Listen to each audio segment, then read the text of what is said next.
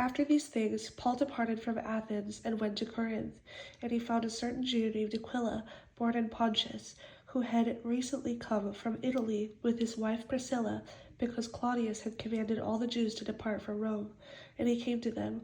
So because he was of the same trade, he stayed with them and worked, for by occupation they were tent makers. And he reasoned in the synagogue every Sabbath, and persuaded both Jews and Greeks. When Silas and Timothy had come from Macedonia, Paul was compelled by the Spirit and testified to the Jews that Jesus is the Christ. But when they opposed him and blasphemed, he shook his garments and said to them, "Your blood be upon your own heads. I am clean. From now on I will go to the Gentiles." And he departed from there and entered the house of a certain man named Justus, one who worshipped God, whose house was next door to the synagogue. Then Crispus, the ruler of the synagogue, believed on the Lord with all his household, and many of the Corinthians, hearing, believed and were baptized. Now the Lord spoke to Paul in the night by a vision. "Do not be afraid, but speak, and do not keep silent, for I am with you, and no one will attack you to hurt you, for I have many people in this city." And he continued there 1 year and 6 months, teaching the word of God among them.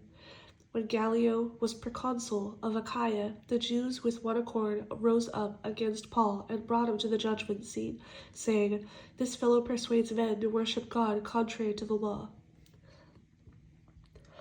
And when Paul was about to open his mouth, Gallio said to the Jews, "If it were a matter of wrongdoing or wicked crimes, O Jews, there would be reason why I should bear with you. But if it is a question of words and names and your own law, look to it yourselves, for I do not want to be a judge of such matters." And he drove them from the judgment seat. Then all the Greeks took Sosthenes, the ruler of the synagogue, and beat him before the judgment seat. But Gallio took no notice of these things. So Paul still remained a good while. Then he took leave of the brethren and sailed for Syria. And Priscilla and Aquila were with him. He had his hair cut off at Cenchrea, for he had taken a vow. And he came to Ephesus and left them there. But he himself entered the synagogue and reasoned with the Jews. When they asked him to stay a longer time with them, he did not consent, but took leave of them, saying, "I must by all means keep this coming feast in Jerusalem, but I will return again to you, God willing." And he sailed from Ephesus. And when he had landed at Caesarea and gone up and greeted the church, he went down to Antioch. After he had spent some time there, he departed and went over the region of Galatia and Phrygia in order, strengthening all the disciples. Now a certain Jew named Apollos, born of Alexandria, an eloquent man and mighty in the Scriptures, came to Ephesus.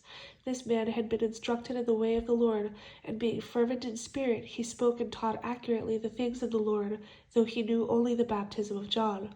So he began to speak boldly in the synagogue.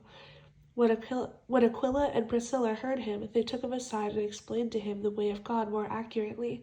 And when he desired to cross to Achaia, the brethren wrote, exhorting the disciples to receive him. And when he arrived, he greatly helped those who had believed through grace. For he vigorously refuted the Jews publicly, showing from the Scriptures that Jesus is the Christ.